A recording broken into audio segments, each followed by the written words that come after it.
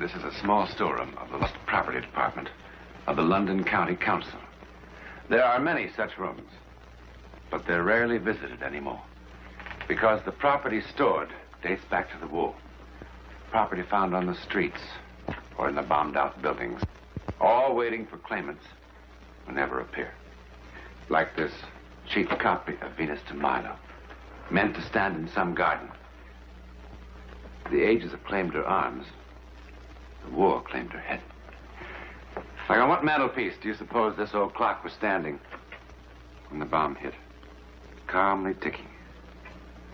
Time stopped for it at 7:36 a.m. or p.m. What difference does it make?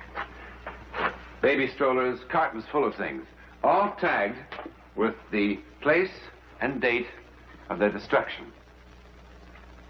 The East End Arena, September 17th, 1944. Everything in this room could tell 100 stories. But this boxing glove was involved in a most unusual occurrence. When, on September 17th, 1944, that dark and heavy curtain to the world beyond our five senses, the psychic world, was lifted for a moment.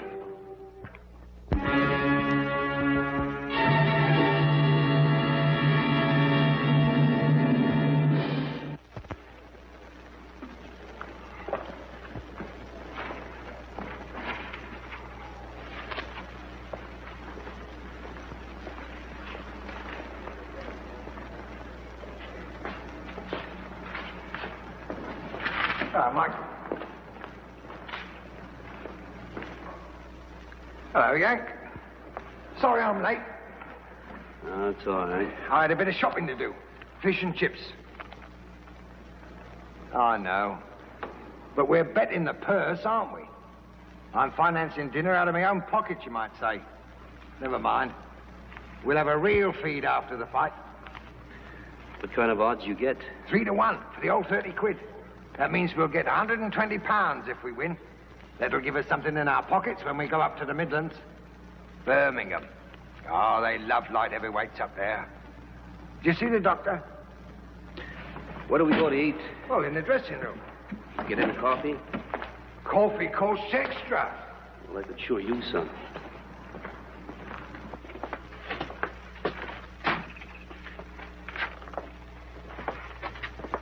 This is sure crummy.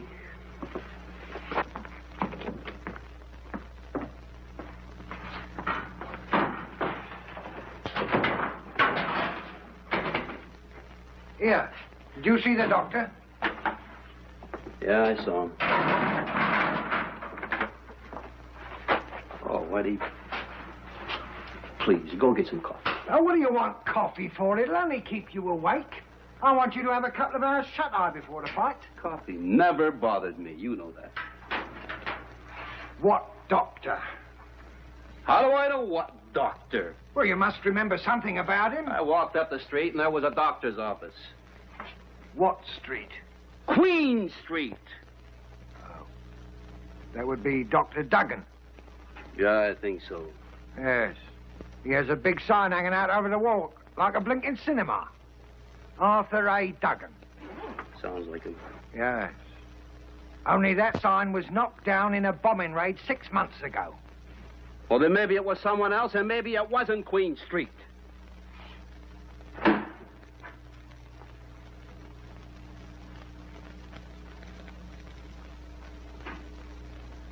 All right, Whitey. I lied to you. I didn't see any doctor. You know, I'm getting too old to fight. It's the only trade I know. You know something, Whitey? The Army wouldn't even have me. That's why I'm in the Merchant Marine now. And why don't you ship out? Oh, I intend to. But I just wanted a little money. I got my eye on a bar and grill. You ought to see this place. It's a real pretty place. That's a pub. It's a nice little place up in Hoboken, Whitey. Yank, don't you realize you're risking your life? That it's my life, isn't it? What am I supposed to do? Sit out in front of some fight club with my cap on my knees saying, please help the poor? Well, I don't like it. Whitey, you don't have to like it.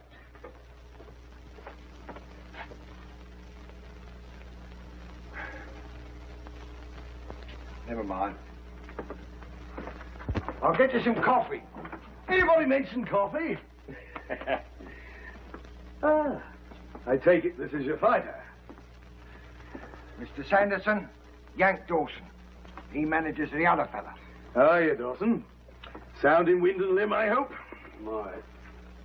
Well, I hope so. I really hope so.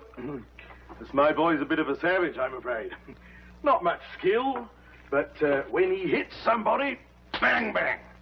That's all she said, as you Americans would say.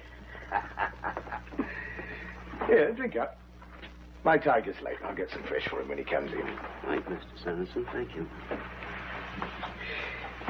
No, Yank. You do remind me of somebody. I was in the States for a bit before the war. Saw a man fight there. You're very like him. Denver it was. Did you ever fight there? 150 million Americans. Stands to reason 2 of them can look alike. No, couldn't be the same chap. It's the man in Denver had a terrible accident not long afterwards. They won't let him fight. Broke his head right open, I heard. Right there. Must have been someone else you saw in Denver, because I never fought in Denver. You're a fool to be fighting, you know. It's a nasty scar. You're quite sure you're all right? Why don't you mind your own business?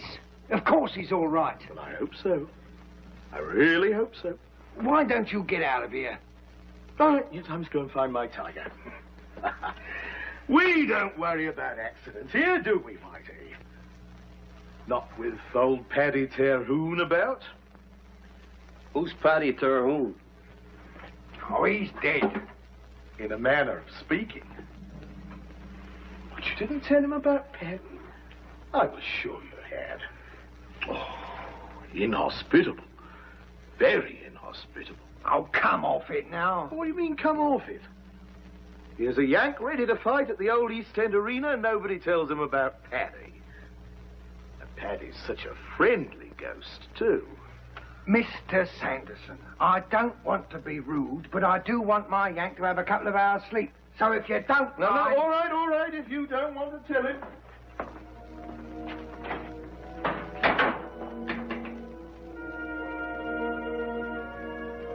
Well, a little rub down is what you need. Help you to get some sleep. Tiger. Alfie Jones. Tiger, mind you, he's very clever with his hands, though.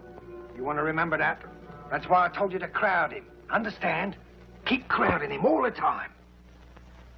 What was all that about a ghost, Winnie? Oh, you don't want to pay no mind to Sanderson and that stupid story. It's just childish superstition. Well, tell me anyhow.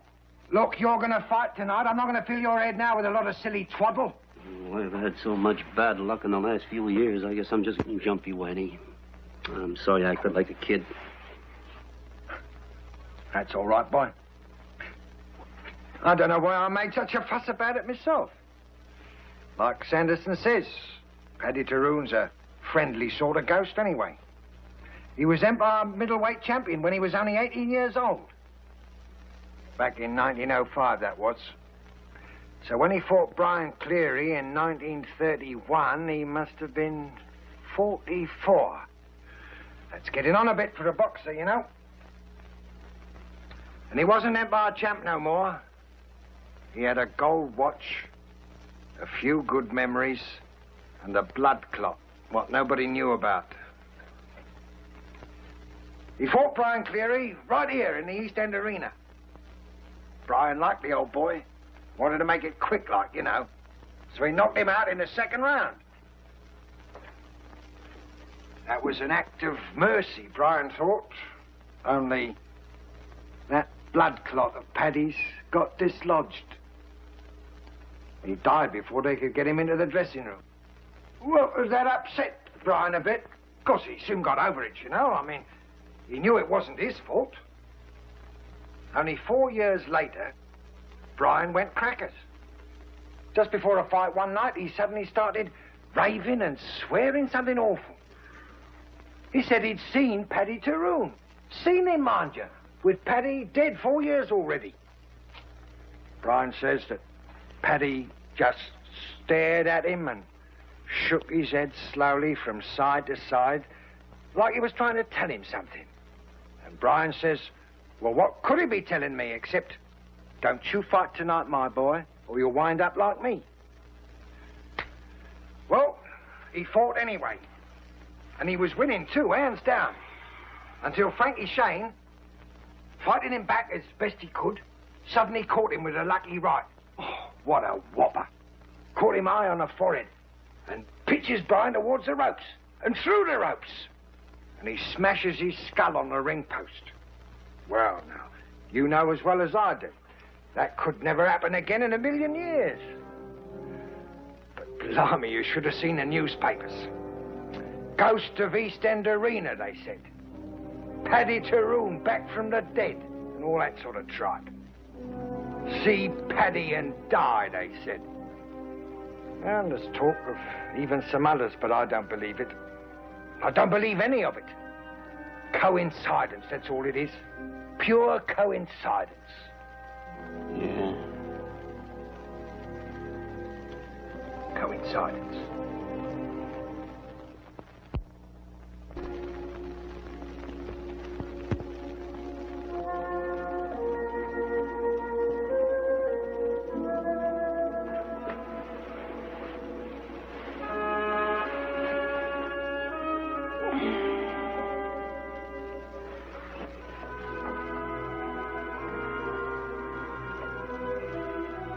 Who are you?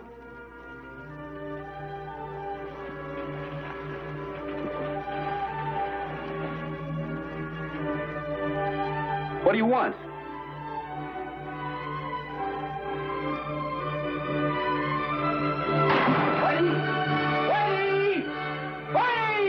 What's going on here? Isn't there, Whitey? I saw. Who? The fellow you were telling me about, Paddy Tyrone, he's standing in there. Ah, you must be dreaming. He's in there, I swear. Look for yourself.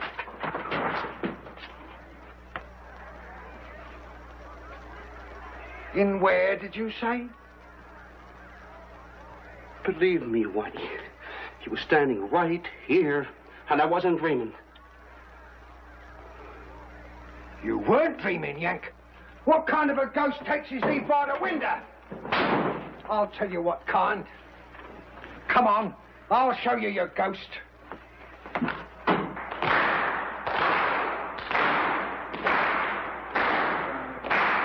Listen to him out there. You're going to ruin me. Well, don't look at me. He's the one what's ruining you. Him and his psychological warfare. I got contracts with the both of you. Well, we are ready to fight. Then you two can fight. I'll tell you straight out, my boy isn't going into the ring until he admits what he done and apologizes for it. And just what am I supposed to have done? I had somebody to impersonate Paddy Tyrone. That's what you've done. Trying to scare my boy. What's all this about? That ghost was a fake. Well, maybe it was, but that doesn't prove that I had anything to do with it. Who else? Who else had reason? It's your boy we're fighting, and you was offering odds of 5 to 1. Got confidence in Alfie, that's all. Well, that's another thing. Look at him. Cool as a cucumber. Quiet as can be. Here, got nothing to do with me. I'll say fight. Well, that's just it. Your opponent saw Paddy Tyrone, and you say fight. Aren't you scared you're going to kill him? Cleary and Kawicki saw the ghost and they was killed in the ring. Why doesn't it bother you that the man you're fighting is going to die? I'll tell you why. Because it's a fake and you know it. If what you say is true, it's a case for the Boxing Control Board. Unsportsmanlike conduct by a manager. You insisted that my boy heard about Paddy Tyrone, and you knew he was going to take a few hours' sleep. That gave you plenty of time. How long did it take to sew Paddy's name onto that sweater? Now, look here, Whitey. And who did you hire to do Paddy Tyrone? Which one of your flunkies was it? Willie Davis? He's about the right age and size. Who's Willie Davis? Oh, some used-up old fighter who'll do anything for a few quid that he can take across the road to the Red Lion and turn into whiskey. And we don't have to ask his permission to go over there and ask Willie to talk, and he'll talk, in the interest of justice and better boxing and a few more drinks. Come on. No, wait. All right. I did it. There you are, you see. Willie played the ghost. It was my idea. Well, I know I shouldn't have done it, but Willie looks almost exactly like Paddy, and with a little makeup. Well, I just couldn't resist it. There's nothing criminal in it, mind you. It was a psychological warfare, just like we do on the Germans, that's all. Only that happens to be war, where all is fair, so they say. But this is boxing. All right. Which is supposed to be a sport. Well, maybe it wasn't sporting, then. Maybe. All right, then it wasn't sporting. You've never done anything that you're sorry for? Well, if I did, I said I was sorry. Oh, I'm sorry. Sorry, Yank. If everybody's quite satisfied, let's have a fight. No.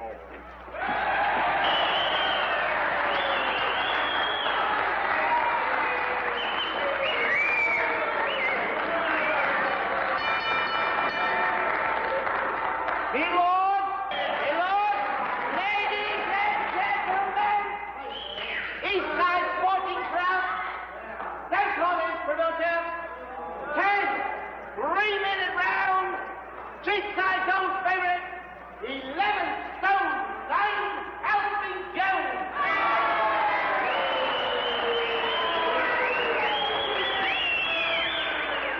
His worthy opponent, U.S. Merchant Seaman, 11 stone 6, Yank Duffy.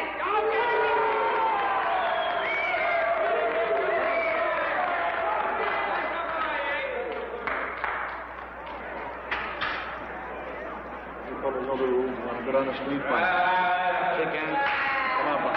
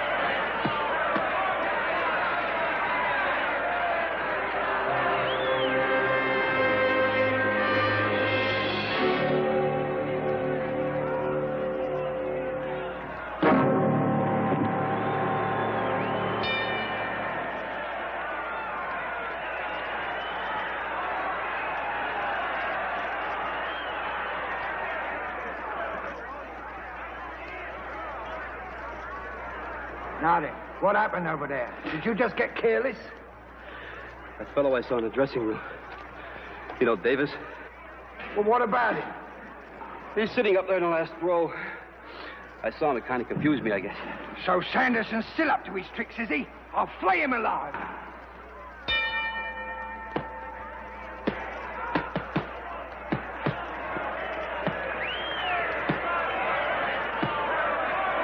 What kind of scum are you? Oh, what's the matter? That's what's the matter.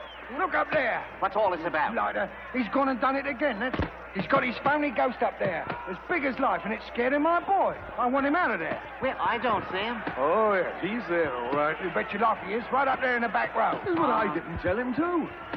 He must have bought a ticket. There's no crime in that. I've had enough of this. Well, I want him out of there. Oh, go on, finish him. Finish yourself. Protect Go on. yourself, Yank.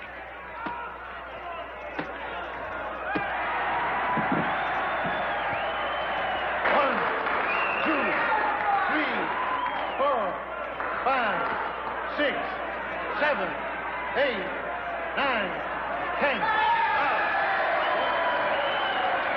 Don't touch him. He mustn't be moved. Let's get him to the dressing room. No, he must not be moved. Get a doctor quick.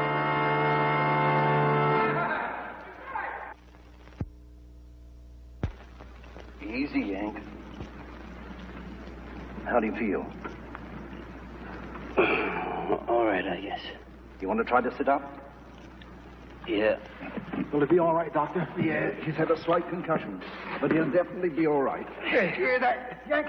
You're going to be fine, boy. I didn't say he'd be fine. I said he'd be all right. No more fighting, Yank. You hear that? I guess you're right, Doc. Well, let him rest here for a few minutes. Then he can get dressed and go home. Oh, bring him in to see me tomorrow. Righto, Doc.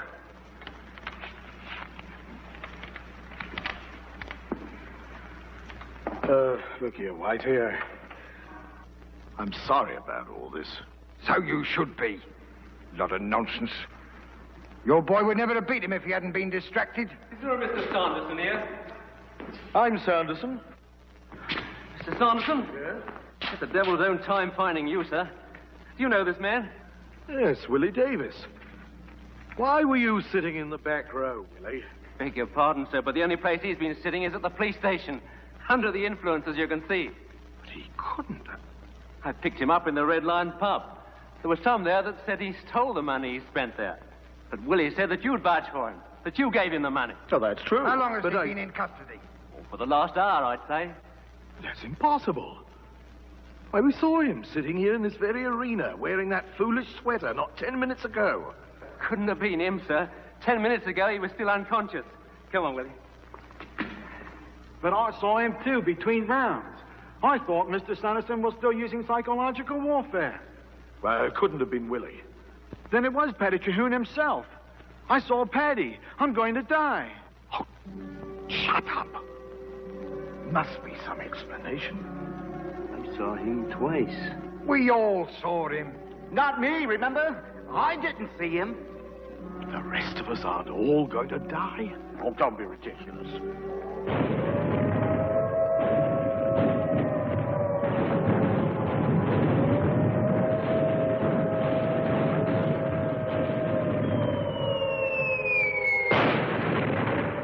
The German bomb, aimed presumably at the waterfront, struck the East End Arena about 12 o'clock.